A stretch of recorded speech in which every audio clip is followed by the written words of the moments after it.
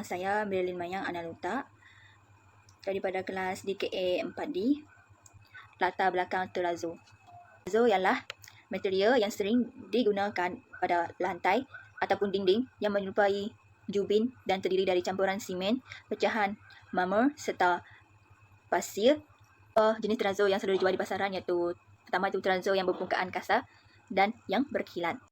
Kelebihan yang pertama iaitu kecantikan dinding. Terrazzo mengandungi dalaman chip mama, batu dan kaca. Kelebihan yang kedua iaitu ketahanan pada dinding. Yang ketiga iaitu kemudahan pembersihan. Sangat sukar untuk merosakkan terrazzo. Yang keempat iaitu paparan mewah terrazzo terkenal di pasaran perumahan mewah dengan terrazzo konvensional. Pertama iaitu harga pasaran adalah kelemahan terbesar dengan terrazzo wall kerana ia adalah salah satu pilihan dinding paling mahal yang tersedia. Yang kedua itu pemasangan yang rumit. Ada dua cara pemasangan terrazzo. Pertama, terrazzo iaitu tuang dahulu, di mana terrazzo dibuat di kilang baru dihantar ke tapak bina. Yang kedua iaitu cast in situ, yang bermaksud tuang di situ, yang di mana terrazzo tersebut dibuat di tapak bina. Saya Cynthia Nabelabas. Hari ini saya akan menerangkan jenis terrazzo konvensional. Yang pertama ialah lantai terrazzo mozaik. Mozaik adalah gabungan kepingan kaca yang jelas atau berwarna yang membentuk corak atau gambar. Yang kedua ialah terrazzo logo. Selain sebagai teknik penjeramaan, pemasangan ini juga boleh memberi ruang dan membina identiti untuk pemasangan rumah dan contoh-contoh terrazzo dan kemasan bagi pemasangan produk kami. Yang pertama ialah di ruang dapur, kedua di bilik tidur dan ketiga di bilik mandi. Anda boleh lihat penggunaan terrazzo di sini. Dan yang akan dijalankan kami adalah seperti yang berikut. Yang pertama, ujian penyerapan air. Yang untuk menentukan peratusan penyerapan air bagi terrazzo tersebut itu sendiri. Yang kedua, ujian rintangan api. Untuk mengetahui tahap maksimal peratusan rintangan api yang dapat terrazzo tersebut hadapi. Kami melakukan ujian ini bertujuan untuk menentukan kadar rintangan api bagi bahan uji kaji. Kami akan menguji kekuatan produk kami. Dan seterusnya adalah ujian ketahanan warna. Ketahanan warna ini kami akan menguji sama ada warna itu akan pudar ataupun tidak, dan ujian kelapan bunyi dan pemeriksaan struktur. Ini dari berpandukan daripada penyataan masalah yang telah kami nyatakan. Jadi, projek kami adalah berasaskan penggunaan plastik high density polyethylene HDPE. Hal ini kerana adalah akibat aktiviti tersebut. Pencemaran plastik ancaman hidupan laut seperti dalam gambar. Saya Oliviana Liu. Seperti yang anda telah tahu, plastik adalah bahan utama di dalam projek kami. Jadi, apakah itu plastik? Istilah plastik merangkumi produk polimer, sintetik atau semi-sintetik. Mengapa kami memilih plastik HDPE sebagai bahan utama? Hal ini kerana HDPE adalah kombinasi yang sangat tepat dari 4 pemboleh ubah asas, iaitu ketupatan, berat molekul, pengedaran berat molekul dan aditif. Pemangkin yang berbeza digunakan untuk menghasilkan polimer tersesuai dengan sifat khas. Pemboleh ubah ini digabungkan untuk menghasilkan grade HDPE untuk tujuan yang berbeza. Ketahanan yang sangat baik, iaitu ianya dapat menahan hakisan dan pembubaran oksidan kuat, garam asid dan pelarut organik. Yang kedua adalah ianya mempunyai pemesinan yang baik dan pengedap udara. Bagi yang ketiga, HDPE mempunyai prestasi elektrik yang sangat baik, iaitu kekuatan di elektrik yang tinggi dan grade molekul sederhana hingga tinggi mempunyai rintangan yang baik pada suhu bilik. Ketahui juga, plastik HDPE mempunyai kelemahannya yang tersendiri, iaitu ianya sukar untuk dicetak. Yang kedua adalah rintangan penuaan dan sifat letak tekanan alam sekitar tidak sebaik plastik berjenis LDPE. Yang terakhir adalah ketulusan yang sangat rendah. Hai, selamat petang. Saya Vanida Anessa daripada kumpulan 34. Di sini saya akan menerangkan apa itu polyethylene terephthalate yang merupakan salah satu plastik yang paling banyak digunakan di dunia. 96% daripada botol plastik yang dihasilkan di Amerika adalah daripada plastik PETE.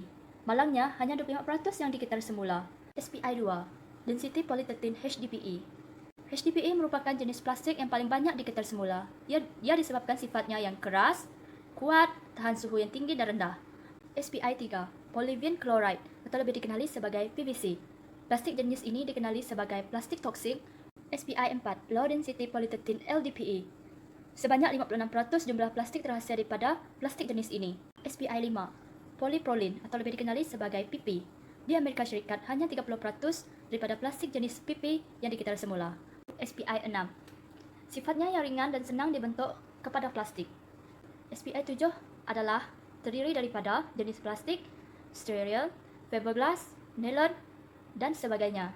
Proses pembuatan plastik adalah melalui 4 kaedah, iaitu yang pertama adalah injection molding, di mana plastik yang masih berupa plastik atau lebih dikenali sebagai pellet akan dimasukkan dalam tabung yang panas. Selepas ianya meleleh, ia akan dibawa ke dalam cetakan. Yang seterusnya adalah di mana ia akan ditekan dan dimampatkan secara terus-menerus hingga ia lebih lebur dan halus. Yang keempat adalah blow molding. Ini adalah proses terakhir dalam pembuatan plastik secara umumnya. Tahapan ini akan melakukan beberapa proses. Ini adalah produk yang berjaya dihasilkan daripada HDPE. Gambar yang saya tunjukkan di slide ini adalah plastik HDPE floating dock potential. Di sini kita dapat lihat bahawa HDPE ini mampu menghasilkan produk yang berkualiti tinggi. Seterusnya, grup kami akan membentangkan bab 3, iaitu tentang metodologi kajian kami. Metodologi kajian merupakan satu perancangan yang rapi dari segi perjalanan projek semester akhir ini. Antara yang perlu kami lakukan ialah dengan mendapatkan semua maklumat yang berkaitan dengan kemasan wall cladding yang terdapat di pasaran dan bahan-bahan yang digunakan dalam pemasangan kemasan dan pembinaan. Ini saya ingin menerangkan tentang carta alih pelaksanaan projek kami. Mula, kami menyederaikan penyataan masalah. Penyataan masalah kami yang pertama adalah kos yang tinggi. Yang kedua, susah dipasang. Yang ketiga, kaedah pengaturan jubin yang sukar. Seterusnya adalah rujuk penyelia. Kami akan merujuk penyelia untuk memberitahu perkembangan semasa kami punya projek. Seterusnya adalah kami akan mencari bahan projek kami, iaitu plastik jenis HDPE. Kami akan membuat data dan keputusan daripada 3 ujian yang kami lakukan. Selepas itu kami akan membuat analisis data yang telah kami dapati. Selepas itu selesai dan sudah projek yang kami lakukan. Reka bentuk kajian. Kajian ini berbentuk kajian tinjauan. Kajian tinjauan dilakukan berdasarkan rujukan mengenai perkara-perkara yang berkaitan dengan persampilan, pengukuran dan analisis data. Bahan yang digunakan. Yang pertama adalah semestinya plastik yang berjenis HDPE, kertas pembalut kek, oven, dan acuan. Ini kita beralih kepada prosedur pula. Kumpulkan semua botol-botol yang berjenis HDPE, balutkan acuan atau loyang menggunakan kertas pembalut kek atau baking paper. Ketiga, panaskan botol-botol tersebut dengan menggunakan oven pada suhu 120 sehingga 180 degree Celsius sehingga sebati dengan sepenuhnya. Kita membalutkan acuan tersebut, masukkan pepejal HDPE ke acuan dan setelah siap dipanaskan, ambil pepejal HDPE dari oven dan bentukkan pepejal tersebut mengikut acuan yang telah ditetapkan.